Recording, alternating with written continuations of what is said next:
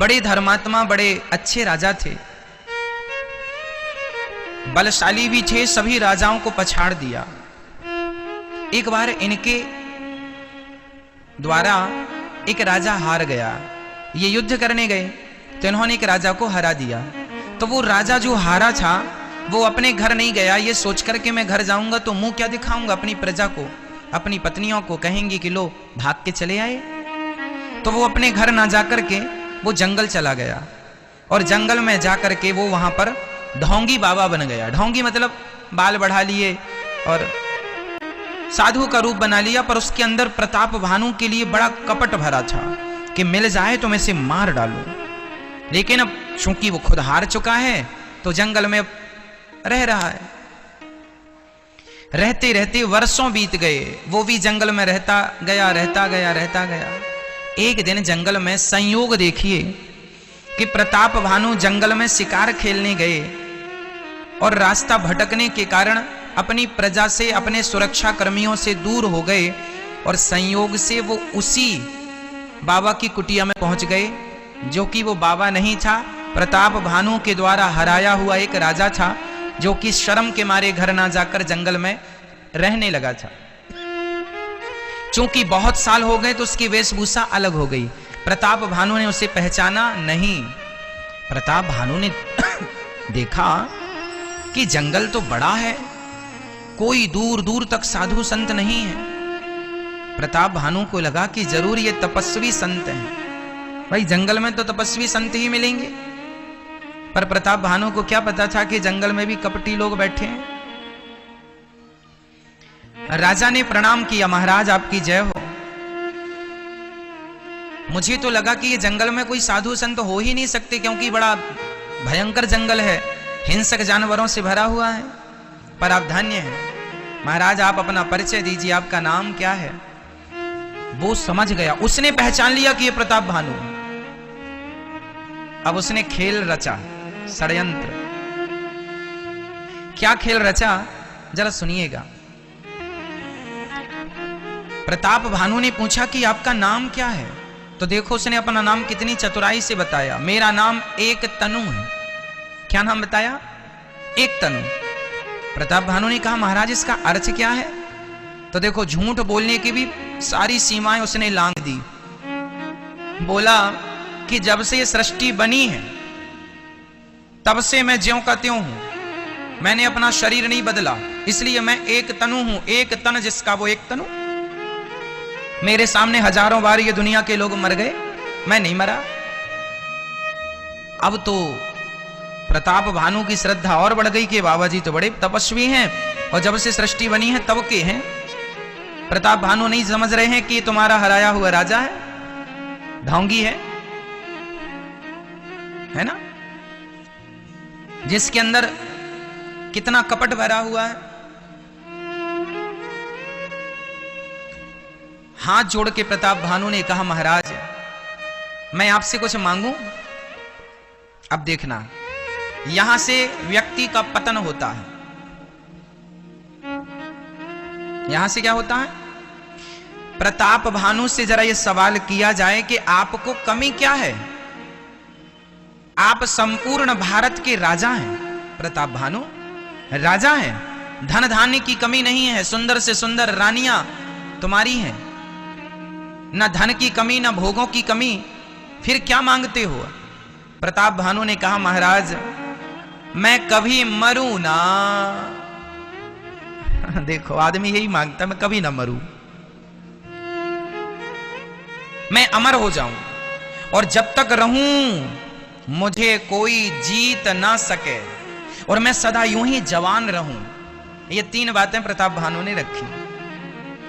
मैं सदा जवान रहूं, समझिएगा, मैं सदा जवान रहूं और मुझे कोई जीत ना सके और मैं अमर हो जाऊं। अब मुझे आपसे उत्तर चाहिए, क्या कोई इस धरती में सदा जवान रह सकता है? नहीं। क्या कोई अमर हो सकता है? नहीं। कभी कभी पराजय का भी मुंह देखना पड़ सकता है, यह भी सत्य है। प्रताप भानु के पास किसी चीज की कमी नहीं थी, पर मौका मिलते ही उन्होंने भगवान की भक्ति नहीं मांगी कि मैं भगवान का भक्त हो जाऊं, भक्ति बढ़े ना, मेरा ये हो मेरा वो। लो, जब व्यक्ति के अंदर लोभ जागता है तब वहीं से उसका पतन, उल्टी गिनतियां चालू हो जाती हैं। वो तो षड्यंत्रकारी साधु था ही, बोला सब कुछ होगा, जैसा जैसा कहता हूं वैसा वैसा करो। अब उसने तो फंसा लिया चंगुल में। अब यहां मैं आपको एक चीज समझाना चाहता हूं। कई बार ये घटना आपके जीवन में भी घटती है। कैसे? एक मैया मेरे पास आई, बोली महाराज मैं बहुत परेशान हूं, बड़ा कष्ट चल रहा है घर में। तो मैंने उनसे कह दिया कि मां आप श्रीमन्नारायण का जाप किया करो। मैंने तो बता दिया कि आप भगवान का आश्रय लेंगे तो आपका कष्ट दूर होगा, क्योंकि द्रौपदी ने भी भगवान का आश्रय लिया था। क्यों? किसे पुकारा था द्रौपदी ने? भगवान को पुकारा ना, जब साड़ी खींची तो भगवान को पुकारा उसने, उनका दुख दूर हुआ। उत्तरा कि जब बाण लगाया पीछे ब्रह्मास्त्र, तो उत्तरा ने भी दौड़ के भगवान की शरणागति ग्रहण की, भगवान ने उनका भी दुख दूर किया। माता कुंती ने भी भगवान की शरण ग्रहण की, भगवान ने उनका भी दुख दूर किया। अर्जुन ने भी भगवान की शरण ग्रहण की, भगवान ने उनका। मीराबाई ने भगवान की शरण ग्रहण की, भगवान ने उन्हें अपनी गति दी। नरसिंह मेहता ने भगवान का नाम जपा, भगवान को पुकारा, भगवान ने उनका कष्ट हरा। तो भाई मैं तो ये जानता हूं ना कि भगवान ही दुख मिटाएंगे। मैंने मैया से कहा मैया आप श्रीमन्नारायण जपना, वो आपका सारा कष्ट दूर करेंगे। वो मैया यहां से उठ के गई और बाहर एक बाबा जी थे, उनसे कहा अरे महाराज मैं तो बड़ा कष्ट में हूं, मैं तो बड़ी दुखी हूं। बाबा जी ने कहा अच्छा मैं अभी तुम्हारा दुख दूर करता हूं।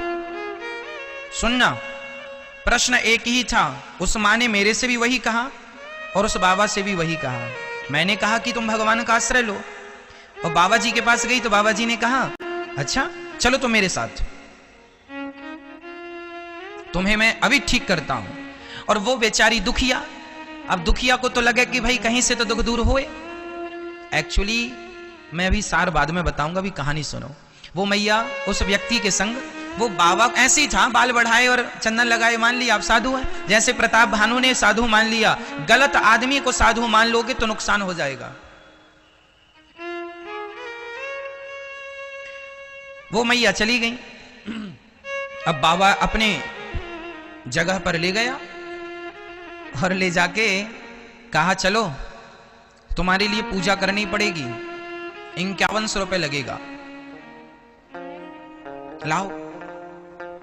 अब वो तो दुखिया थी, उसके 5100 रुपए ले लिए और 5100 रुपए में वो नारियल वारियल अगरबत्ती वगैरह ले आया। 50 रुपए का सामान ले आया। चलो आंख बंद करके बैठो। आंख बंद कराया और कहा कि तुम्हारी इस पर्स में क्या है?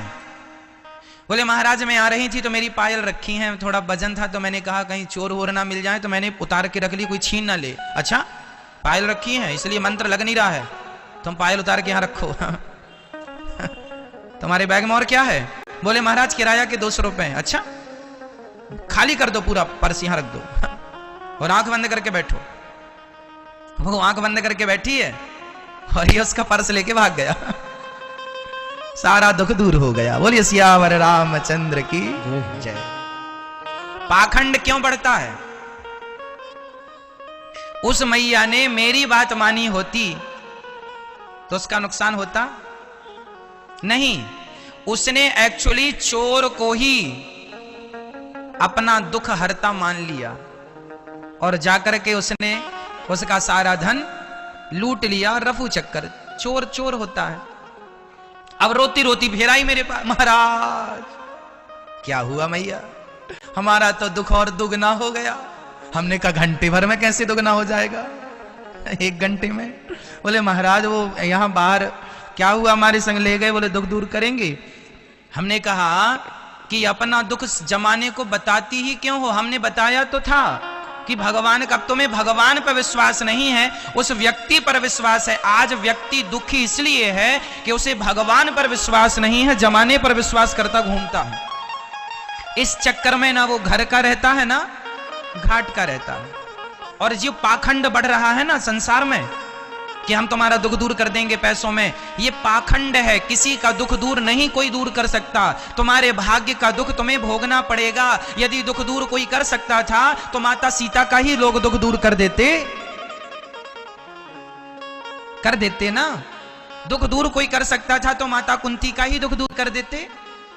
कोई किसी का दुख दूर नहीं कर सकता। इस संसार में यदि भगवान भी आए हैं तो कर्मों का फल, कल हमने आपको बताया था कि राम जी को क्यों आना पड़ा, नारद जी ने श्राप दिया था। कल की कथा हमने आपको सुनाई है। नारद जी ने श्राप दिया था भगवान को कि जाओ, जैसे मैं नारी के वियोग में तड़प रहा हूं तुम भी नारी के वियोग में तड़पोगे। श्राप के कारण आना पड़ा। ये संसार कर्म भूमि है, यहां भगवान भी आएंगे तो उन्हें भी अपने कर्मों का फल दुख भोगना पड़ेगा। तो दुख से कोई माई का लाल बचा नहीं सकता। दुख से कोई बचा सकता है, केवल भगवान बचा सकते हैं, केवल भगवान। क्या भगवान कृष्ण के जीवन में दुख नहीं आया? जो बेटा जेल में जन्म ले, जिस बेटे के माता पिता जेल में बंद हो, वो बेटे के जीवन में कितना दुख होगा। क्या राम जी के जीवन में दुख नहीं आया? 14 साल का वनवास। अब आप कहेंगे कि वो भगवान है तो उनके जीवन में दुख क्यों आया? अरे भाई, भगवान है, वो ये बता रहे हैं कि मैं भगवान होके भी संसार में आता हूं तो मुझे दुख उठाना पड़ता है। तो तुम इंसान लोग संसार में गए हो तो दुख उठाना ही पड़ेगा। लेकिन भगवान ने दुख उठा के ये बताया कि आप लोग दुख उठाते हैं तो टूट जाते हैं और हम उन दुखों में भी और मजबूत हो जाते हैं। जीवन में चुनौतियों का सामना करना सीखो। कब तक भागोगे दुखों से? इस संसार में एक जगह ऐसी बता दो जहां दुख ना हो। एक व्यक्ति का नाम बता दो जिसके जीवन में दुख ना हो। मजदूर से लेकर के, रिक्शा वाले से लेकर के प्रधानमंत्री तक दुखी हैं। हाँ या ना? हाँ या ना? ये संसार का नाम दुखालय है। आए हो दुख उठाना पड़ेगा। इसलिए यहां दुख से बचने के कोई शॉर्टकट रास्ते नहीं है। कोई कितना भी तुम्हें शॉर्टकट बताए, जो शॉर्टकट बता रहे हैं बस वो तुम्हें लूटने के लिए बैठे हैं। यहीं से पाखंड स्टार्ट हो जाता है। लोग कहते हैं अरे फलाने ने ठग लिया, बाबा ठग लिया। बाबा नहीं ठग लिया, तुम्हारे लालच ने, तुम्हारे लोभ ने तुम्हें ठग लिया है। नाम तुम व्यक्ति का लगा रहे हो। क्या जरूरत थी तुम्हें किसी के सामने जाके गिड़गिड़ाने की? कहना ही है तो भगवान से कहो ना अपना दुख। सबकी सुनते हैं, तुम्हारा क्यों नहीं सुनेंगे? बिहारी जी खड़े तो हैं सबका दुख दूर करने के लिए। जाके रो लो ना उनके सामने, जगन्नाथ जी के सामने रो लो ना। क्यों तुम किसी व्यक्ति के सामने रोते हो कि मेरा दुख दूर कर दो? कोई किसी का, अरे वो लोग पहले अपना ही दुख दूर कर लें फिर तुम्हारा दुख दूर करेंगे। कोई अपना ही नहीं कर पा रहा है। मैं आपके दुख दूर करने का मैं बिल्कुल गारंटी नहीं लेता। मैं तो कहता हूं कि आप आओगे, तुम्हें कथा सुनाऊंगा और कथा सुना सुना के भगवान का प्रेमी बना दूंगा। और जब भगवान से पुकारोगे तो भगवान अपने आप तुम्हारा दुख दूर कर देंगे। दुनिया का दुख भगवान दूर कर सकते हैं, ना मैं, ना मेरे जैसे और लोग। आप लोग चक्कर में जो फंस जाते हैं ना, आज जमाने भर में तांत्रिक फांत्रिक जमाने भर में डोल रहे हैं। क्यों जी? और लोग जाते हैं और लुट जाते हैं, बर्बाद हो जाते हैं और फिर दोष लगा, अरे महाराज बाबा लोग तो ठग लेते हैं। बाबा लोग नहीं, सारे साधु। जो सच्चा साधु होगा वो तुम्हारे दुख के चक्कर में पड़ेगा ही नहीं। जो सच्चा साधु होगा वो अपना भगवान का नाम जप रहा, वो ये जानता है कि भगवान का नाम ही सबके दुख दूर कर सकता है और दुनिया में कोई दुख दूर करने वाला। सारी दुनिया में भटकने वाले लोगों को मैं बस एक बात कहूं कि केवल भगवान की शरण में आ जाओ। केवल भगवान से अपना दुख कहा करो, भगवान के आगे रोया करो। मैंने सबके आगे रोकर देख लिया, तेरे आगे रोना बाकी है। जो इनके आगे रो लेता है ना ठाकुर जी के आगे, फिर उसे भगवान किसी के आगे रोने नहीं देते, क्योंकि उसे स्वीकार कर लेते हैं। तो प्रताप भानु से गलती क्या हुई कि वो एक पाखंडी के साथ अपना दुख रो रहा है और कह रहे हैं कि मुझे अमर बना दो। वो खुद ही अमर हो जाएं पहले फिर तुम्हें अमर बनाएंगे। वो खुद ही सुखी हो जाएं पहले फिर तुम्हें सुखी बनाएंगे। इसलिए किसी व्यक्ति के चक्कर में पड़कर अपना सब कुछ ना बर्बाद करो, है ना मैया? ये पाखंडी लोग क्या कर रहे हैं? इन पाखंडियों के चक्कर में अच्छे अच्छे साधु पिस जाते हैं। जो वास्तविक में साधु संत हैं वो इन पाखंडियों के चक्कर में पिस रहे हैं। उल्टे काम ये पाखंडी लोग करते हैं और अच्छे सच्चे साधु बदनाम हो जाते हैं। साधु लोग क्यों बदनाम हो जाते हैं? क्योंकि साधु, रावण भी माता सीता को चुराने आया था, साधु बन के आया था। रावण भी माता सीता को चुराने आया था, साधु बन के आया था।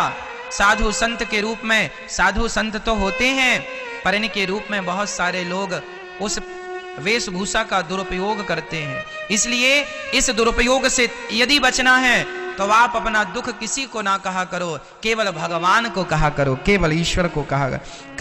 कल आपने किसी को दुख सुना दिया अपना, तो सामने वाला आपको दुखी देखकर वो आपको ठग सकता है। कह देगा चलो ये पूजा करा लो तुम्हारा दुख दूर हो जाएगा, आप करा लेंगे, होना कुछ नहीं है। तो तुम्हारे दो नुकसान हैं। पहला तो तुम्हारी पूजा से आस्था उठ जाएगी, अरे हमने की तो थी पूजा, क्या मिला? तो देखो आपकी श्रद्धा और खत्म हो गई, क्योंकि वो पूजा गलत थी, क्योंकि तुमने सिस्टम से कराया नहीं। सिद्धांत जो था वो उस हिसाब से करते, उनको पूजा आती कहां है, कैसी पूजा करनी है। इसलिए लालच बुरी बला, मक्खी गुड़ में गड़ी रहे, पंख रहे लिपटाए, हाथ मले और सिर धोने। एक मक्खी जाके गुड़ में बैठ गई, उसे लगा बड़ा अच्छा है खाऊंगी, लेकिन उस समय बरसात का मौसम था, गुड़ सीता हुआ, सीता मीन्स नमी थी, तो गुड़ में चिपचिपापन था, चिपकता ना गुड़। तो मक्खी को लगा अच्छा वो गर्मी में बैठा करती थी गुड़ में, तो गर्मी में तो अच्छा गुड़ होता है बिल्कुल सूखा, खाती मक्खी खूब मजे से। लेकिन अब उसे पता नहीं कि बारिश आ गई, बारिश आई तो गुड़ में जरा नमी आ गई तो गुड़ गीला हो गया। अब की बार मक्खी जाके लालच के चक्कर में बैठी, उसकी सखियों ने मना किया, ना जी बारिश चल रही है, गुड़ गीला है, लिपट जाएगी। ना जी मैंने तो खाया है, तुम क्या जानो। वो गई बैठी, और बैठी तो उसके पांव धस गए गुड़ में, यहां वहां पंख फैलाई फटकारे तो पंख भी जाके चिपक गए गुड़ में, और चिपक गए तो मक्खी लाख कोशिश करे लेकिन गुड़ से छोड़ता नहीं है। अंत में तड़प तड़प के मक्खी मर जाती है। इसी बात को संत जनों ने गाया कि मक्खी गुड़ में गड़ी रहे, पंख रहे लिपटाए, हाथ मलहे और सिर धोने, लालच बुरी बला। ये लालच बुरी बला है, लालच के चक्कर में जो फंसेगा वो अपना सत्यानाश करेगा। इसलिए कभी लोभ ना हो। सामने 1 करोड़ रुपए रखे हैं, यदि मेरे अंदर लोभ जाग गया तो वो 1 करोड़ रुपए मेरा नुकसान कर देंगे।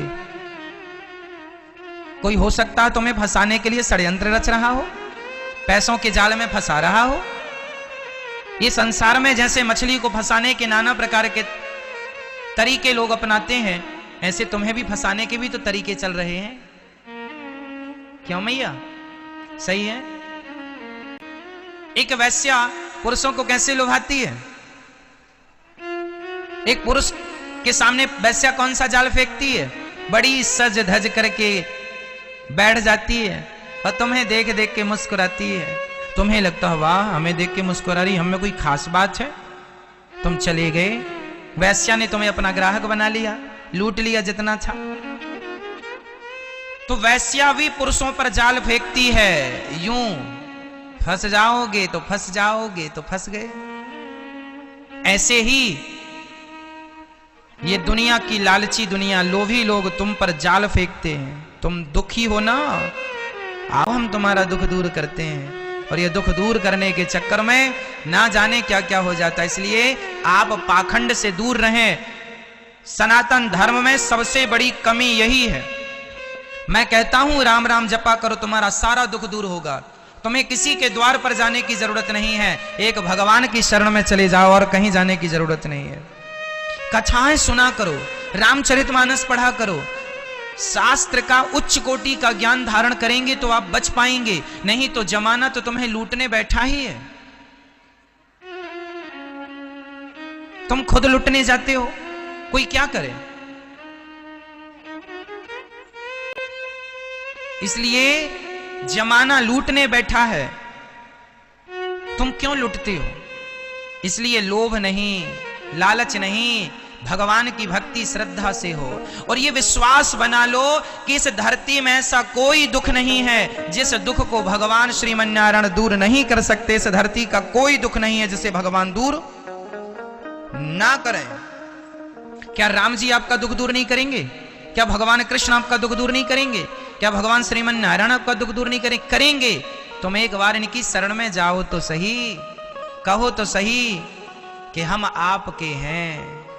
अब आप इनकी शरण में ना जाके पाखंडियों की शरण में जाते हैं तो भगवान बोलते जाओ अपना वहीं जाओ। अच्छा चलो, प्रताप भानु गए, बाबा के चक्कर में फंस गए।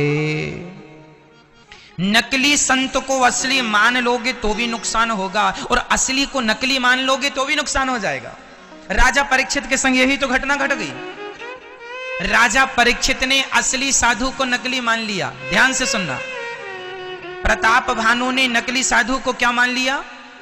मैया बोलो जोर से, मैया सुन लो मेरी मां। नकली साधु को क्या मान लिया?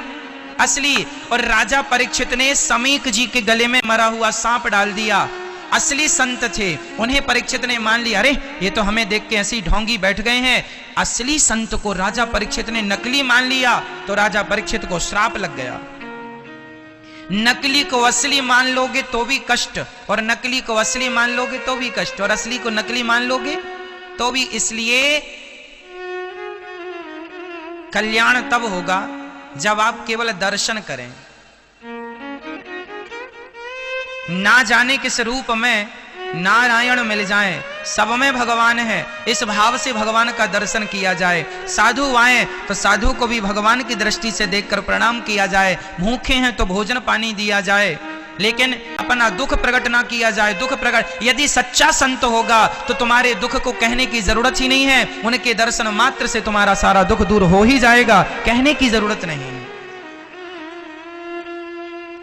जैसे दीपक के जलते ही अंधकार अपने आप मिट जाता है, उसी प्रकार सच्चे संतों के दर्शन मात्र से व्यक्ति का अंतःकरण शुद्ध हो जाता है, निर्मल हो जाता है। केवल दर्शन मात्र से, कहने की भी जरूरत नहीं है। इसलिए पाखंडवाद को मिटाना है तो आपको जागरूक जनता बनना पड़ेगा। क्या बनना पड़ेगा मेरी मां? जागरूक। जागरूकता जरूरी है। साइंटिफिक बातें होनी चाहिए। जो व्यक्ति साइंस के आधार पर बात नहीं करता वो पाखंड ही है। हमारी पूरी भक्ति, हमारे वेद पुराण पूरी साइंस पर टिकी हुई है, साइंटिफिक है हर चीज। हमारे यहां हर बात साइंटिफिक है, बिना साइंस की कसौटी में कसी कोई बात है ही नहीं। हमारा पूरा सनातन धर्म साइंटिफिक है, साइंस के अतिरिक्त तो कोई कुछ है ही नहीं यहां पर। हम हर बात को आपको साइंस से जोड़ के बता सकते हैं। यहां ठगना नहीं है, यहां पैसा कमाना उद्देश्य ना हो, यहां केवल सनातन धर्म का प्रचार करना और हर दिल में भक्ति और प्रेम का दिया जलाना उद्देश्य होना चाहिए। मैंने आज तक इतनी जिंदगी हो गई दास अनिरुद्ध की, मैंने आज तक किसी से ये नहीं कहा कि तुम्हें इतना पैसा देना ही पड़ेगा, ना जी। मैंने आज तक किसी से, आप इतने सारे श्रोता हैं, कि आज तक मैंने आपको 1 रुपए भी मांगा जबरदस्ती? कच्छा से बोलता हूं कि यहां सेवाएं चल रही हैं, आप दान कर सकते हैं, आपकी श्रद्धा है तो, इतना बोलता हूं। मैंने आज तक किसी को प्रेशर नहीं दिया कि नहीं जी तुम्हें देना ही पड़ेगा। ना राम जी, जबरदस्ती का लिया दान ना हमें पचेगा ना आपको। दान वही करना चाहिए। हम तो कहते हैं पैसा कमाओ, पहले अपने लिए अच्छे कपड़े लाओ, अपनी पत्नी के लिए लाओ, अपने लिए घर बनवाओ, अपने लिए घर बनवाओ, सब अपने लिए कर लो, उसके बाद कुछ बचे तो दान पुण्य कर लेना। तुम पहले खुद सुखी हो जाओ, बचे तो 2-5 पैसे जो दान करना है कर लेना। मैं ये नहीं कहता कि पहले मुझे दो बाद में तुम, ना जी। आज ही मेरे पास एक सज्जन का फोन आया, वो परिचित के हैं, वो मुझे 2 लाख रुपए दान करना चाहते हैं। उन्होंने मेरे से कहा गुरुजी मुझे आपको 2 लाख रुपए दान करना है। हमने कहा ठीक है, आपकी इच्छा है तो कीजिए। लेकिन उन्होंने तुरंत मेरे से कहा कि मुझे बैंक से लोन लेना है। मैंने तुरंत सवाल किया कि आपको लोन किसके लिए लेना है? बोले मेरी बेटी का विवाह होना है तो मुझे लोन लेना पड़ेगा। मैंने तुरंत कहा कि जब आपको बेटी का विवाह आपके सिर पर है तो आपको फिर मुझे 2 लाख दान क्यों करना है? आप मुझे 2 लाख दान अभी ना कीजिएगा, पहले अपनी बेटी का विवाह धूमधाम से कीजिएगा। मुझे 2 लाख की जरूरत नहीं है, आप मुझे 10 रुपए ही दीजिएगा, पर वो दीजिएगा जिसको देने से आपका हृदय प्रसन्न हो। बेटी के लिए जो तुमने पैसे रखे थे उस पर बेटी का अधिकार है, क्योंकि बेटी सयानी है, शादी में खर्चा लगेगा। 2 लाख का मैं क्या करूंगा? तुम्हारी बेटी को जरूरत है, वो बेटी में पैसा लगाओ। जब कभी भगवान तुम्हें दें तो राजी मर्जी से जब दें, जरूरी नहीं कि 2 लाख, अरे 2000 ही दे देना, भगवान तुम्हें सुखी रखेंगे। जिस लायक बनाया विधाता ने वो देना। मैं किसी का धन जबरदस्ती नहीं लेता। आप आश्चर्य मानेंगे, लोग दान करते हैं, मैं उनको रोकता हूं इतना दान ना दो भैया, आपकी भी जरूरतें होंगी, घर परिवार है, इतना मत दो। जितना आप दे रहे हैं, आपकी श्रद्धा है, प्यार से आप दे रहे हैं, ज्यादा मत दो। आप यदि आपके घर में बहुत है तो आप दीजिए, पर आपके घर में आप थोड़ा है और आप वो भी मुझे दान दे देंगे तो आपके बच्चों का क्या होगा? भाई घर में 2 पैसे की बचत भी होनी चाहिए, भविष्य के लिए 2 पैसे बचा के रखने भी चाहिए।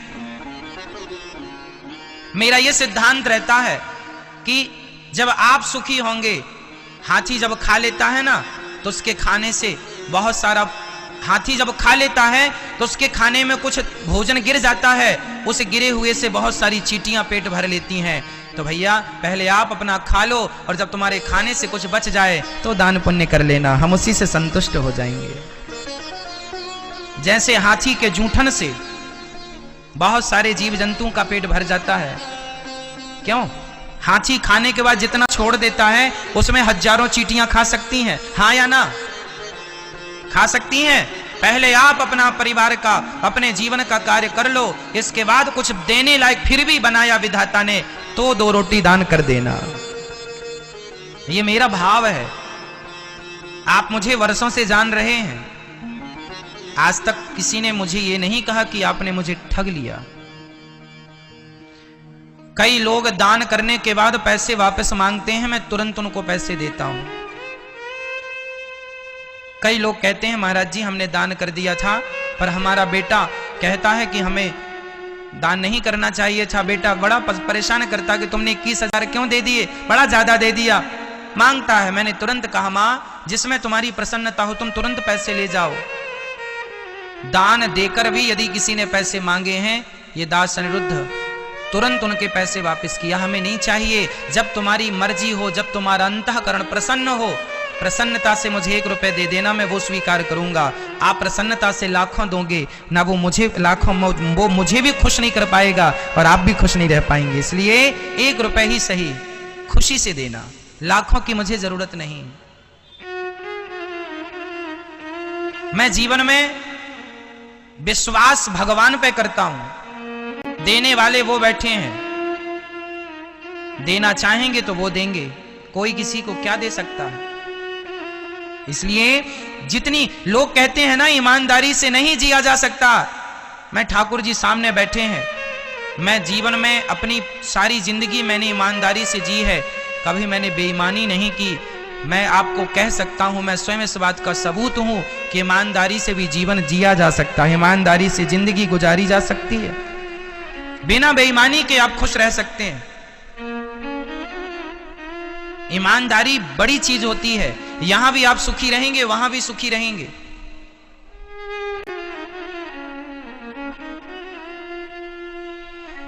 बस खुश रहिएगा, प्रसन्न रहिएगा। ये प्रताप भानु की कथा ने मुझे बहुत सिखाया है।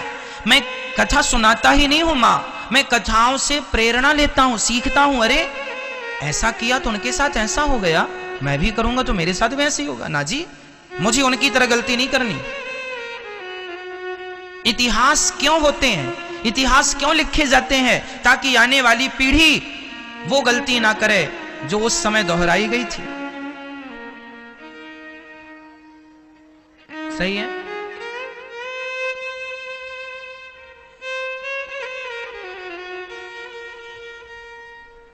प्रिय भक्तों, प्रताप भानु ने कहा कि हमें ये करो, अमर कर दो और हम स्वस्थ रहें और हम कभी हारे ना। प्रताप भानु से वो एक संत जी जो ढोंगी थे, उन्होंने कह दिया कि आप एक काम करो, ब्राह्मणों का भोजन कराओ और मैं रसोइया भेजूंगा। अब देखो षड्यंत्र। तो वो साधु ने रसोइया भेजा और उस रसोई में प्रताप भानु को लगा कि ये तो अच्छे भोजन बनवाएंगे।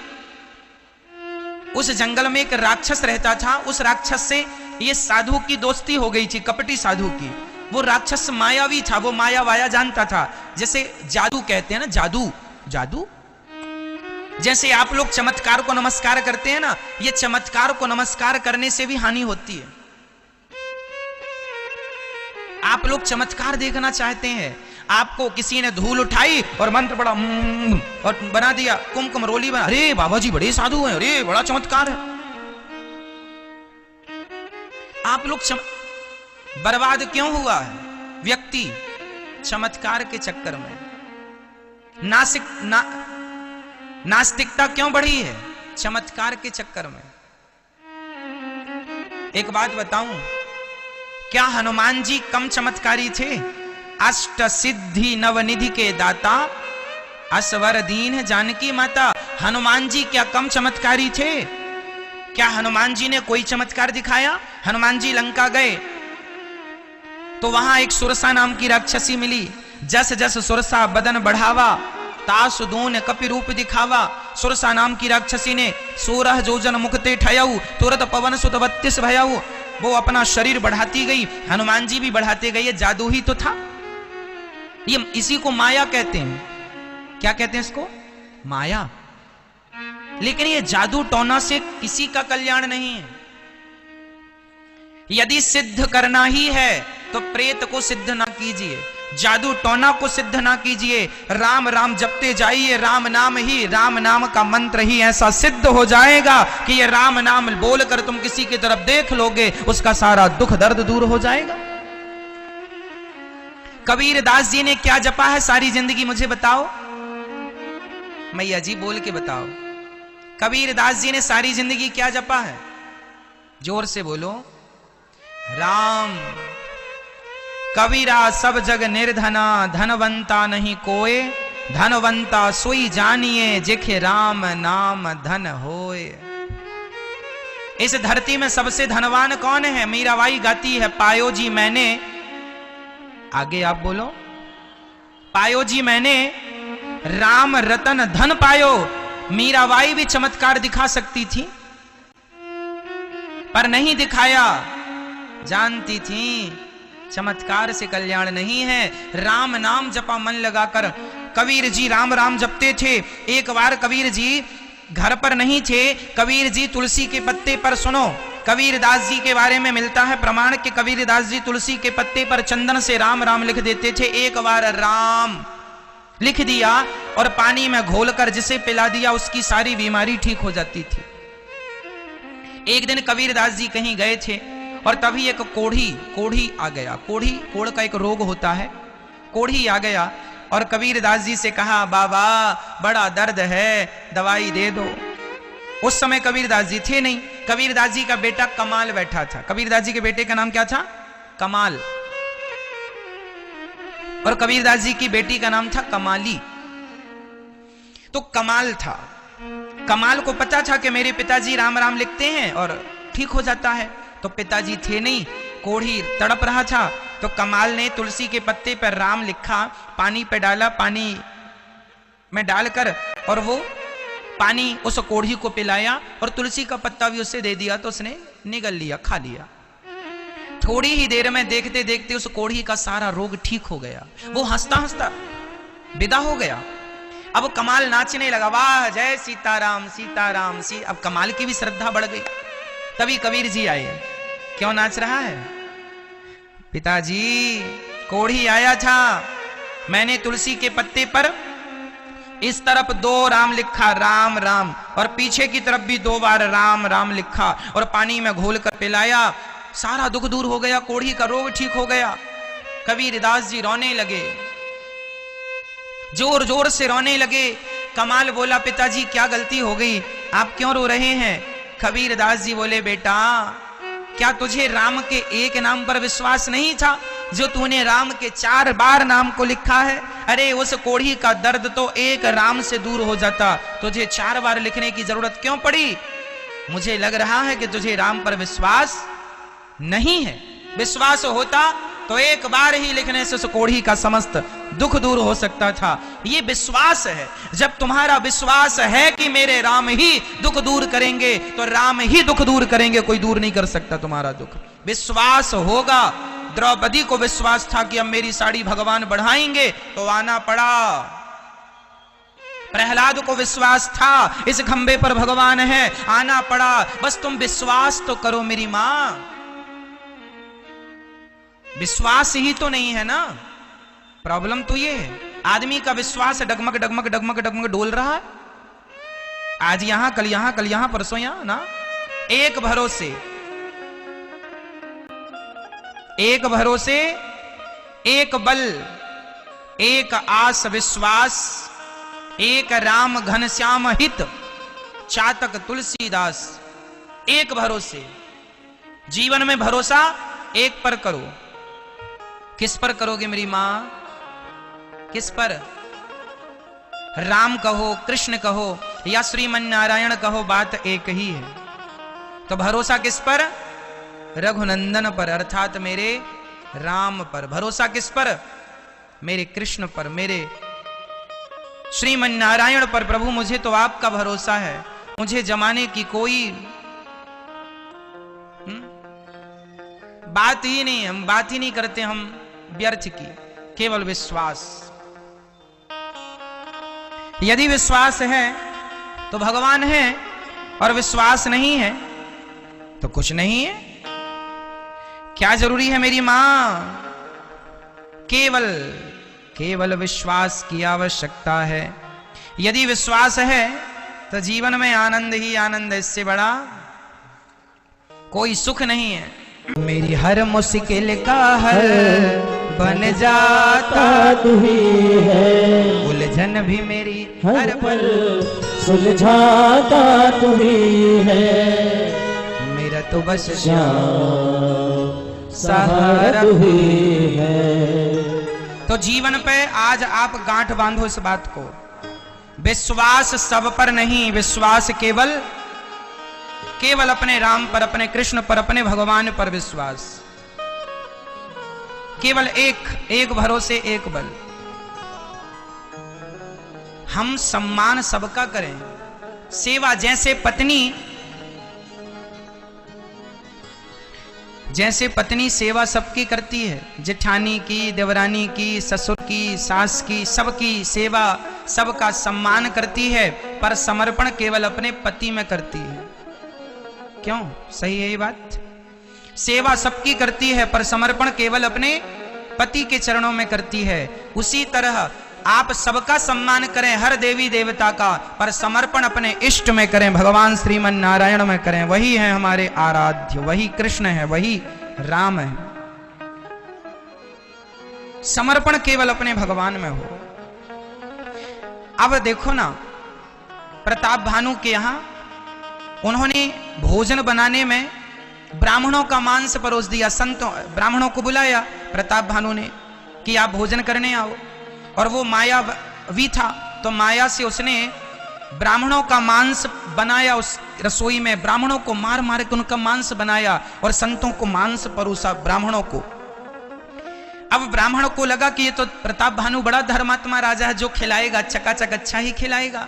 जब ब्राह्मण मांस खाने लगे, उठाकर मुंह पे ले जाने लगे, आकाशवाणी हो गई, अरे ब्राह्मणों इनका भोजन ना खाओ, जैसे तुम भोजन समझ रहे हो वो ब्राह्मणों का मांस है, इसने ब्राह्मणों को मार कर उनका मांस पकाया है, ये मनुष्यों का मांस है। सारे ब्राह्मणों ने श्राप दे दिया, अरे प्रताप भानु तुम हमारे ब्राह्मणों को बुलाकर हमारा तुम धर्म बिगाड़ना चाहते हो, जाओ हम तुम्हें श्राप देते हैं, तुम राक्षसों की तरह व्यवहार कर रहे हो, जाओ तुम राक्षस हो जाओ। वही प्रताप भानु ब्राह्मणों के श्राप से रावण बना, और उस रावण के लिए भगवान को फिर राम बनकर आना पड़ा। यह प्रताप भानु की कथा है। इस कथा से क्या सार निकला? सार तत्व यही निकला कि व्यक्ति के अंदर जब लोभ जागता है, तो फिर वो उल्टे काम करता है। पहला। दूसरा, प्रताप भानु को रसोई में जाके देखना चाहिए था कि बन क्या रहा है। जरूरत से ज्यादा किसी पर विश्वास ना करना मेरे भाई, जरूरत से ज्यादा किसी पर विश्वास, हाँ या ना मैया जी, करना चाहिए क्या? तुम्हारा दोस्त ही क्यों ना हो, तुम्हारा सगा भाई ही क्यों ना हो। कल ही मेरे पास एक बहन आई, कल, मैं तो जीवन में जो कहता हूं प्रैक्टिकली कहता हूं। कल मेरे पास एक बहन आई, उस बहन ने कहा महाराज जी मेरे भाई के संग मेरा प्रॉपर्टी का काम था, बिजनेस था। मेरे भाई और मेरे पति अर्थात जीजा और साले का बिजनेस था। दोनों ने पार्टनर एक मिलजुल के काम किया कि भाई घर की बातें हैं, काम करेंगे। तो मेरे भाई ने धोखे से अपनी, मेरी 3 फैक्ट्रियां हैं, 3 में से 2 फैक्ट्रियां मेरे भाई ने धोखे से अपने नाम कर ली सारी।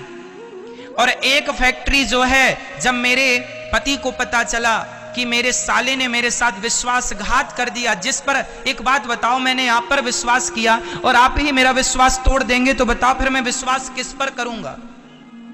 इसलिए हाथ जोड़ के कहता हूं, यदि आप पर कोई विश्वास करे कभी, तो कभी आप उसका विश्वास ना तोड़िएगा। विश्वास तोड़ने का परिणाम यही आपको मिलेगा, थोड़ा सब्र रखिएगा। उस बहन ने रोते हुए कहा महाराज मेरे पति का अच्छा खासा कारोबार था, मेरा भाई कुछ नहीं करता था, ऐसे घूमता था, लेकिन मेरे पति को लगा कि चलो मेरा साला है, तो उन्होंने फैक्ट्री में उसको पार्टनर बना लिया। विश्वास किया था जरूरत से ज्यादा, तो उसने सारी फैक्ट्री अपने नाम कर ली और अंत में उसके कारण मेरे पति ने आत्महत्या कर ली कि मेरे साले ने विश्वासघात किया। 2-2 सारी जिंदगी लग जाती है संपत्ति बनाने में, और संसार के लोग जरा सी गलती से हड़प लेते हैं। रोते हुए कहा गुरुजी मेरे पति ने आत्महत्या कर ली। मैंने कहा तुम्हारे पति की हत्या तुम्हारे भाई ने कर ली है। और अब कहता है, अब देखो उस बहन के पास पति नहीं बचा, छोटे छोटे बच्चे हैं, फिर भी वो भाई इतना निर्दयी है कि जो एक फैक्ट्री है उस पर भी कहता है कि आधी इसमें मेरी है, फिर भी उसको छोड़ने को तैयार नहीं है। ये भाई है। हर भाई ऐसा नहीं है, पर मैं आपको केवल इतना कहूंगा कि तुम्हारा सगा भाई भी क्यों ना हो, उस पर भी विश्वास आंख बंद करके नहीं करना चाहिए।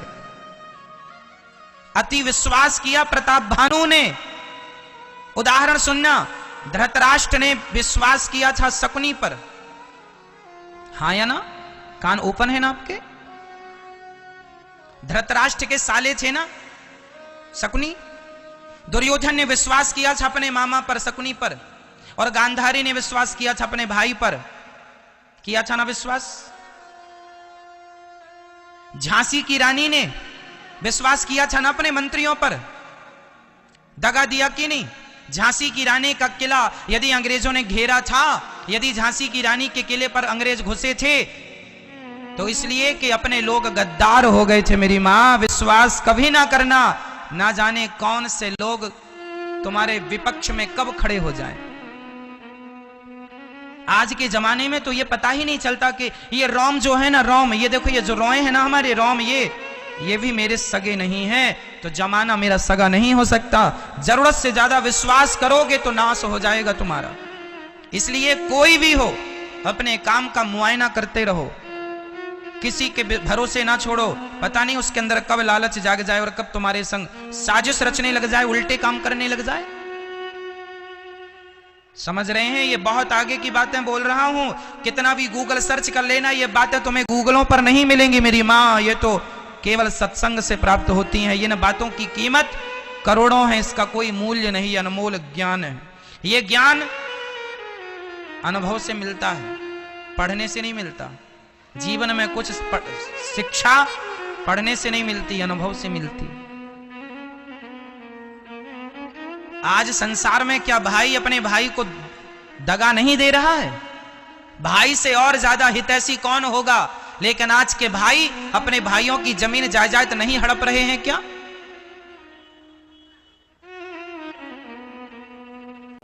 इसलिए भरोसा करने लायक कोई है तो भगवान है। कल को रोना मत कि मेरा भरोसा तोड़ दिया, मैंने मना किया ना करना किसी पर, करोगे टूटेगा। आज ना सही कल तुम्हें रोना पड़ेगा कि मैंने विश्वास क्यों किया। विश्वास करने योग्य कोई है तो केवल मेरे श्रीमन नारायण है, मेरे कृष्ण है, मेरे राम है, इन पर विश्वास करना। और किसी पर करोगे तो आज 2022 ना सही, 2025 ना सही, 2030 ना सही, 2035-40 में आपको रोना पड़ेगा इस बात पर कि मैंने विश्वास क्यों किया। अति कभी ना करना बंदे इति तेरी हो जाएगी, बिन पंखों के पक्षी जैसी गति तेरी हो जाएगी। जो भी करना अपने बल पर करना और अपनी नजरों में करना, नहीं विश्वास के भरोसे करोगे चूना लग जाएगा। ठीक है, आज कितने बिजनेस शुरू होते हैं पार्टनर में, पार्टनरशिप में होते हैं, लेकिन वो पार्टनरशिप कितने दिन चलती है क्या आप लोग नहीं जानते इस बात को? दो दोस्तों ने मिलकर के पार्टनरशिप की काम किया, कितने दिन चलता है, उनकी दोस्ती दुश्मनी में बदल जाती है। विश्वास नहीं, विश्वास करना खुद के कंधों पर करना, खुद पे कॉन्फिडेंस हो, सेल्फ डिपेंड है तो काम करना, दूसरों के भरोसे नहीं। जीवन में आगे जाना है तो एक बात बता दूं, कान खोलकर सुनना। पीपल के वृक्ष के नीचे दुनिया में आप दूसरा पौधा लगा दीजिए, यदि वो खड़ा हो जाए तो मुझे बताइए। पीपल के पेड़ के नीचे, पीपल की छांव में क्या दूसरा पौधा हो सकता है? हाँ या ना? क्यों नहीं हो सकता? जोर से। क्योंकि छोटे से पौधे को जितना प्रकाश चाहिए था, जितनी शक्ति एनर्जी सूर्य से चाहिए, उतनी तो उस तक पहुंचेगी ही नहीं, क्योंकि सूर्य ही ढक लेगा, और सॉरी पीपल ही ढक लेगा। समझ रहा है? बड़े पेड़ के नीचे छोटा पेड़ कभी खड़ा नहीं हो सकता। उसी प्रकार तुम सोचो कि बड़ों के संग हो जाएंगे तो मेरा भी विकास हो जाएगा। विकसित व्यक्ति अपनी बुद्धि अपने विवेक से हो सकता है। बड़ों के संग लगोगे, नेता के संग लगने वालों को लगता मैं भी नेता बन जाऊंगा, सारी जिंदगी तुम नेताओं के संग केवल घूमते ही रह जाते हो झंडा लिए। क्यों? और तुम्हें लगता हम भी नेता हो जाएंगे? तो अपनी मूर्खता पर खुद भी कभी हंस लिया करो।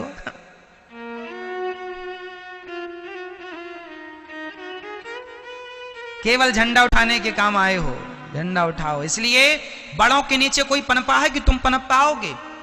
इसलिए अपने लिए स्वयं जलवायु खुद अपनी देखो। अगर निर्भर बनोगे, दूसरों पर गिड़गिड़ाओगे तो अपना मान भी सम्मान भी सब कुछ गवाओगे। बड़ों से हटकर दूर खड़े हो जाओ और अपनी मंजिल खुद तय करो, अपना मुकाम खुद तय करो। अपने बलबूते काम करना सीखो।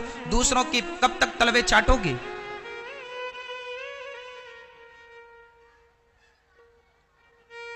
गुलामी कब तक करोगे जमाने की? अगर निर्भर बनोगे, दूसरों पर गिड़गिड़ाओगे तो अपना मान भी सम्मान भी सब कुछ गवाओगे। इसलिए खड़े हो शान से तनकर, यही शोभा मनुष्य तन की। स्वयं सींचो हर एक डाली, खुशी जीवन के मधुबन की। किसी पर विश्वास ना करना जरूरत से ज्यादा। समझ रही हो मैया? अच्छा ठीक है।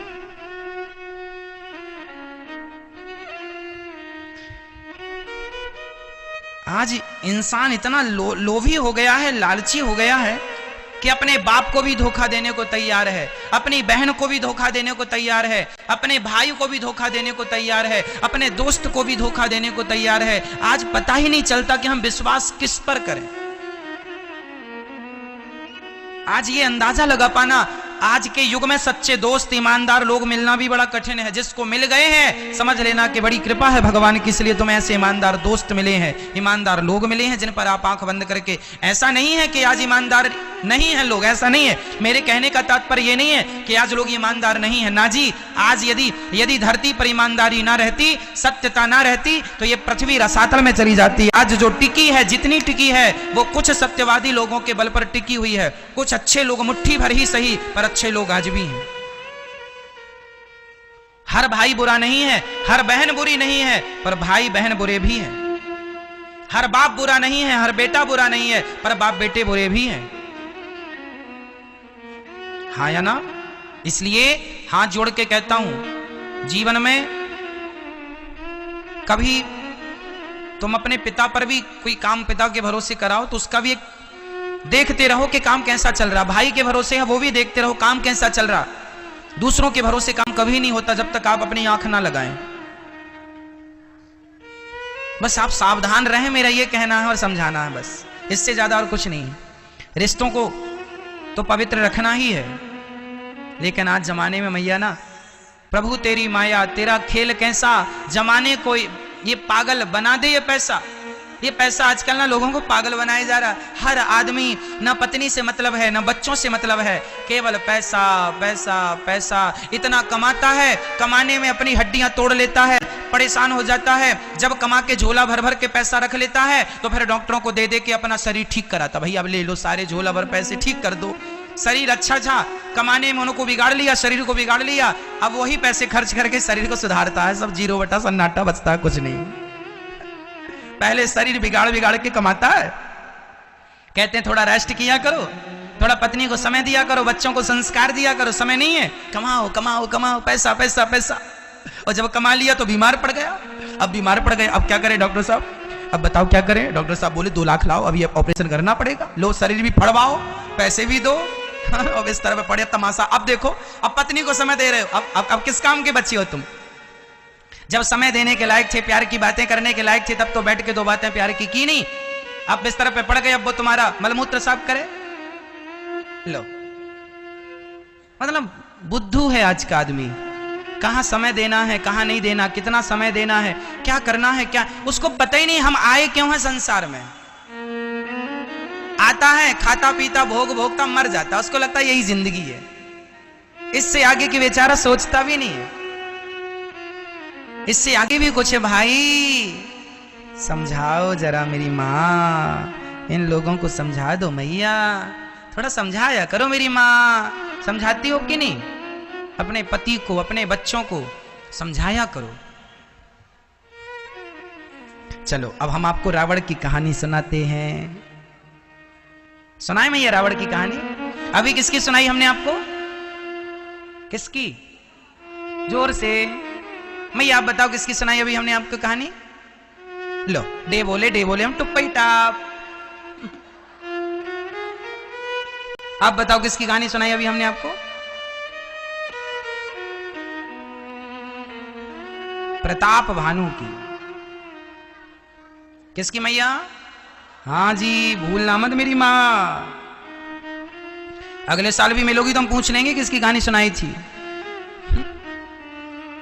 है ना? प्रताप भानु की कहानी। इस कथा से हमने क्या सीखा कि जरूरत से ज्यादा विश्वास और जरूरत से ज्यादा लोभ। प्रताप भानु को ब्राह्मणों ने श्राप दे दिया और वही प्रताप भानु रावण बना। अब रावण की कहानी सुनाओ, सुनो। पहले रावण के जन्म की कथा है रामचरितमानस में, फिर राम जी के जन्म की। क्योंकि रावण महाराज नहीं आए तो राम जी क्यों आए, ये बताओ? हम तो रावण की भी पहले कथा इसलिए सुनानी पड़ती है क्योंकि बिना रावण के राम जी का अवतार होता ही नहीं। इसलिए पहले रावण महाराज की कहानी सुनो। एक था रावण, भैया बोलो हाँ। एक थी मंदोदरी, बोलो हाँ। एक था मेघनाथ। ये दोनों बाप बेटे बड़े दुष्ट थे। इनका एक भाई भी था, क्या नाम था? कुंभकर्ण। तीसरा भाई भी था विभीषण, बड़े अच्छे थे विभीषण जी। कुंभकर्ण भी फिर ठीक था, रावण कुछ ज्यादा ही दुष्ट था। अब सुनो, रावण, कुंभकर्ण और विभीषण तीनों ने भगवान ब्रह्मा जी की खूब उपासना की। ब्रह्मदेव प्रसन्न हो, ब्रह्मदेव। अब ब्रह्मा जी आए प्रसन्न होके, हाँ हाँ बेटा वरदान मांगो। रावण बोला,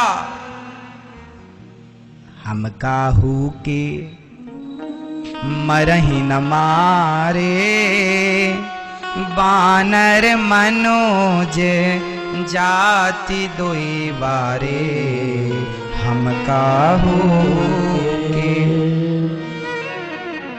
रावण ने ब्रह्मा जी से वरदान मांगा कि हम काहू के मरहि ना ना ना मारे। हे प्रभु, हम किसी के, अर्थात रावण भी चाहता था मैं अमर हो जाऊं।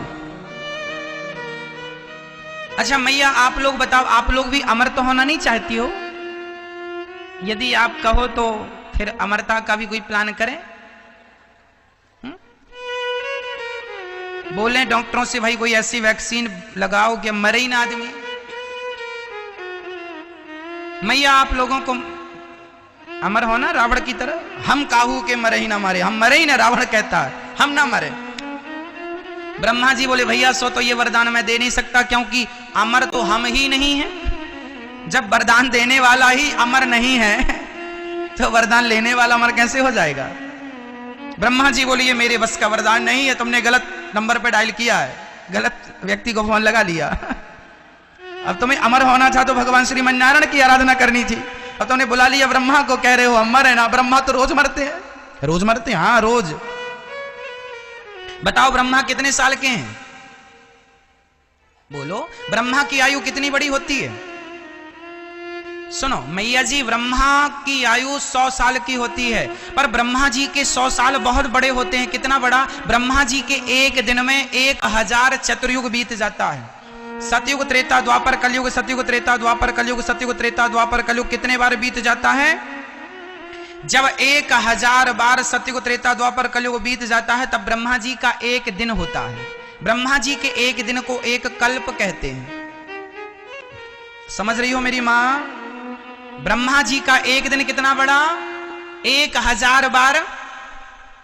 जैसे 7 दिन के बीतने को एक सप्ताह कहते हैं, 30 दिन के बीतने को माह कहते हैं, और 12 महीने के बीतने को वर्ष कहते हैं। उसी प्रकार जब 1000 बार सतयुग त्रेता द्वापर कलयुग, ये कौन सा युग चल रहा है? मैं ये बताओ, कलयुग। इसके पहले कौन सा युग था? त्रेता था? नहीं, द्वापर था। अच्छा, द्वापर के पहले क्या था? कौन सा? त्रेता। त्रेता के पहले क्या था?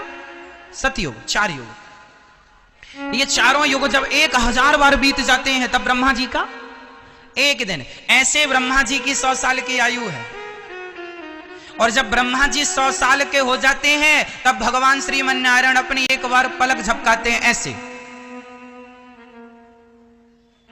एक बार की पलक झपकाने में एक ब्रह्मा खत्म, एक ब्रह्मा गायब, कार्यकाल खत्म। ऐसा है। तो ब्रह्मा जी भगवान के हिसाब से तो एक दिन के ही हैं, सामान्य भाषा में तो एक ही दिन कहा जाएगा। चलो, तो ब्रह्मा जी कह रहे हैं भाई हमने तो आपको अमरता का वरदान दे नहीं सकते, क्योंकि हम तो खुद अमर नहीं है। ब्रह्मा भी 100 साल के हैं। अब रावण ने कहा तो हम काहू के मर ही न मारे। अच्छा फिर एक काम करो, हम 2 लोगों से मर जाए, बानर मनुज जाति 2 ही बारे, हम 2 लोगों से मर जाए। किस किस से मरना पसंद करेंगे? एक तो बंदरों से, एक तो मनुष्यों से। किसी ने रावण से कहा कि तुमने बड़ा सस्ता वरदान मांग लिया। अरे बंदर तो सब जगह है, कोई भी तुम्हें मार देगा, और मनुष्य सब जगह है, कोई भी मनुष्य तुम्हें मार देगा। रावण हंसकर बोला कि ये बंदर और मनुष्य तो हमारे भोजन हैं। रावण खाता क्या था? ये सब बंदर बंदर खा जाता था। इसलिए जब हनुमान जी गए ना, वो लंका जलाई, और लंका जला के आए तो रावण को एक मंत्री ने कहा सुनो, सीता माता को वापस कर दो, नहीं तो ये सोचो जिनका एक बंदर इतना पावरफुल है उनके बहुत सारे बंदर आएंगे तो क्या हाल होगा। तो रावण के कुछ चाटुकार मंत्रियों ने कहा, अरे महाराज बंदरों से डरने की जरूरत नहीं, वो तो हमारा भोजन है, हम तो रोज बंदर मार मार के खाते हैं, और हम तो कच्चे चबा जाते हैं, हम बंदर खा लेते हैं। हाँ। अब रावण को एक ने कहा कि अभी भी वक्त है, माता सीता को राम के हवाले कर दो। अच्छी बात कह रहा है ना वो, पर चाटुकार मंत्री ठाकुर सोहाती ये लोग कह रहे हैं अरे जरूरत ही क्या है, ये बंदर तो हमारे भोजन है। तो किसी ने कहा क्यों? यदि बंदर तुम्हारे भोजन है, तुम बंदर खाते हो, तो जब हनुमान जी आए थे तब तुम सबन को पेट में कोई खराबी थी? पेट खराब था उस समय? यदि बंदर तुम्हारा भोजन था तो हनुमान जी आए थे तो काहे नहीं खा लिया हनुमान जी को?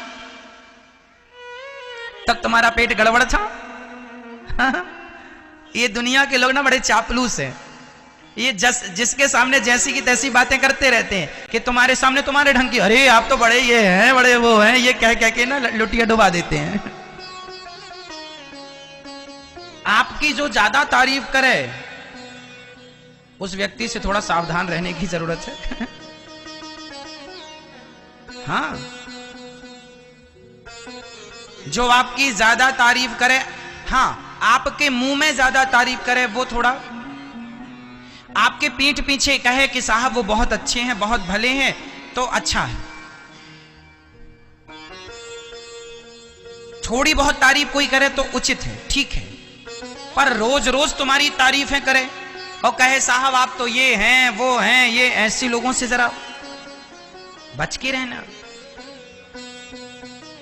है ना। जैसे नेताजी अभी चुनाव जीते नहीं और पब्लिक ने जयकारा, नेता जिंदाबाद, जिंदा जीतेंगे भाई, जीतेंगे, हमारे मंत्री जीतेंगे, जीते लो भैया, ये है ना। ये कौन लोग हैं? झूठा, जिस लायक वो है नहीं वो भी बातें कह रहे हैं, अरे आप तो ये हैं वो हैं, कुछ भी अर्थ क्या निकला। इसलिए हमारे यहां कहते हैं निंदक नीरे राखिए, निंदा करने वाले को नीरे, नीरे मीन्स पास, निंदक नीरे राखिए आंगन कुटी छवाए।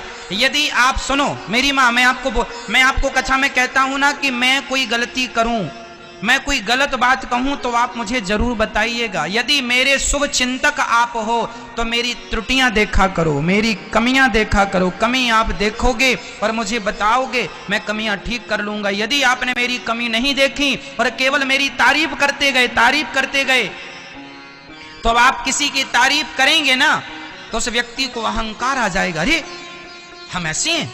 और जिस व्यक्ति ने अपनी तारीफ सुन ली और सुनता गया और उसने उस तारीफ को सही मान लिया, उसका वहीं से पतन चालू हो जाता है।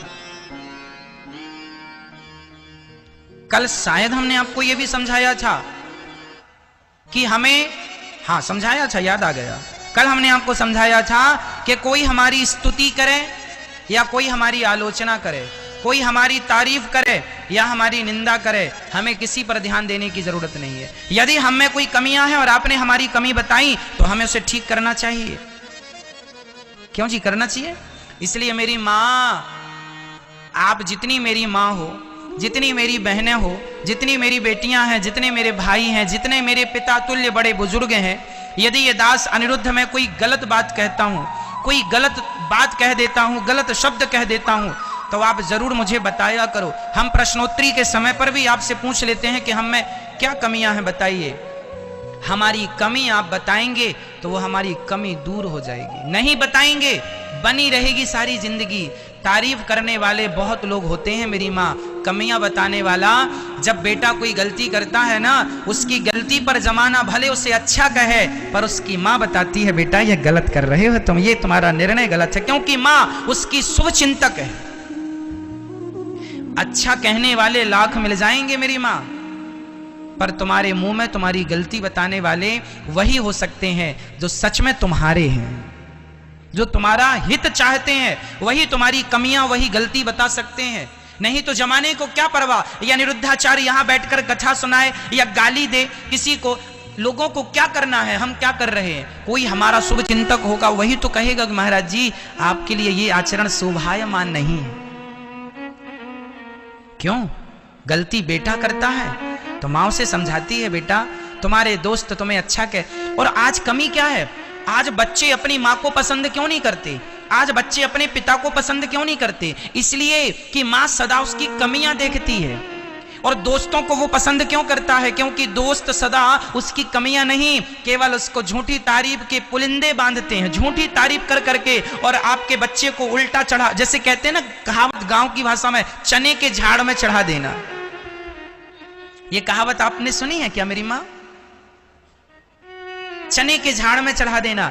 किसी का नुकसान करना है तो आप उसका चने के झाड़ में चढ़ा दो, फिर देखो। इसलिए आजकल के बच्चे अपनी मां को पसंद क्यों नहीं करते ज्यादा? माँ समझाती है तो बच्चों को अच्छा नहीं लगता। क्यों? क्योंकि माँ सही शिक्षा देती है और उसके दोस्त लोग उसे गलत राह दिखाते हैं तो वो उसे अच्छे लगते हैं, क्योंकि वो तारीफ, झूठी तारीफ करते हैं। आजकल के बच्चे ये जानते नहीं है और झूठी तारीफों के चक्कर में बिगड़ जाते हैं और अपनी सच्ची माँ की सच्ची बातें इग्नोर करते जाते हैं। वहीं से उन बच्चों के संस्कार बिगड़ जाते हैं और उनका पतन हो जाता है। क्या ये बात सही कह रहा हूं मेरी माँ? क्या ये बात सत्य है? हाँ या ना? तो बताइए, मां कभी अपने बच्चे की ना झूठी प्रशंसा नहीं करती। करती है, मां करती है प्रशंसा। आप भी प्रशंसा किया करो, पर सच्ची प्रशंसा किया करो। है कुछ और कह रहे हो कुछ और, ऐसा नहीं। सच्ची प्रशंसा कभी कभी कर दिया, इसके बाद सदा कमी अपने बच्चे की, बेटा तुम्हें अभी ये कमी है, तुम्हें अभी ये कमी है, तुम्हें अभी ये कमी है। क्या होगा कि जब कमी कमी बताएगा ना, तो बेटा एक दिन गंगा की तरह निर्मल हो जाएगा, पवित्र हो जाएगा। कोई कमी रहे, फिर आप बड़े बड़े इंजीनियर, बड़े बड़े लोगों को बिठा लो और मैं 3.5 घंटे की कथा आपको सुनाता हूं, ये दास अनिरुद्ध सुनाता है। 3.5 घंटे की कथा में शायद आप मेरी कमियां निकालने बैठोगे तो शायद 2-4 ही निकाल पाओगे। पहले ज्यादा निकाल सकते थे, उसके पहले और ज्यादा निकाल सकते थे, लेकिन क्या हुआ, आप लोगों ने, आप जैसे श्रोताओं से ना मैंने बहुत कुछ सीखा है। मेरे लिए तो मेरे गुरुजी हैं ही, पर मेरे श्रोता अर्थात आप भी मेरे गुरु ही हो, क्योंकि आप भी मुझे सिखाते हो, आप भी तो मुझे सिखाते हो। कई बार मेरे श्रोता मुझे बताते हैं, गुरुजी यहां पर यह शब्द ठीक नहीं था, मैं उसे तुरंत ठीक करता हूं, सुधार लेता हूं। मुझे अच्छा लगता है कि चलो कोई तो है जो मेरे बारे में अच्छा सोच रहा है, इसलिए हाथ जोड़ के कहता हूं, सदा आप मेरी कमी ही बताएंगे, मेरे में क्या कमी है वो आप सदा बताएंगे, और मैं जीवन भर अपनी कमी सुनने को तैयार हूं। मुझे कभी गुस्सा नहीं आएगा जब आप मेरी कमियां बताएंगे, मुझे खुशी होगी कि इस भीड़ में ये व्यक्ति है जो मेरे बारे में अच्छा सोच रहा है ना। निंदक नियरे राखिए आंगन कुटी छवाए, बिन साबुन पानी बिन निर्मल करत स्वभाव। ये संतों की क्या बातें हैं, लोग समझ लें, चरितार्थ कर लें तो आपका जीवन अपने आप मंगलमय हो जाएगा। लेकिन लोग मानते नहीं है, अच्छी बातें इग्नोर कर लेते हैं लोग। आपको ना एक्चुअली झूठी प्रशंसा सुनने की आदत हो गई है, सच्चाई तुम्हें पचती नहीं है, पर मैं सच्चाई कहता हूं और सच्चाई सुनना चाहता हूं। ना मैं झूठ कहता हूं ना झूठ सुनता हूं। मैं कई बार कथा में वो बातें भी कहता हूं जो बातें बड़ी कड़वी होती हैं, पर कहता हूं क्योंकि मैं आपके मुंह देखी बातें नहीं कर सकता, मैं आपके हित में ही बातें करूंगा। मुझे पता है कि आपके हित में जो बातें होंगी वो अच्छी हैं। चलिए, रावण ने कहा हम किसी से ना मरें, 2 लोगों से मर जाएं, या बंदर से या मनुष्यों से। रावण ने कहा हम तो बंदर मनुष्य खा लेते हैं, ये हमें क्या मारेंगे। यहां ये सीखने लायक है कि जीवन में कभी किसी को छोटा नहीं समझना चाहिए। रावण ने राम जी को बड़ा छोटा माना, रे ये तो वनवासी पुरुष है, ये तो जंगली है, वनवासी छोरे हैं, ये हमें क्या मारेंगे, हम लंकापति रावण हैं। लेकिन वो 2 छोरों ने, राम लक्ष्मण ने तुम्हारी सत्ता डिगा दी। इसलिए जीवन में कभी किसी को हल्के में नहीं लेना चाहिए।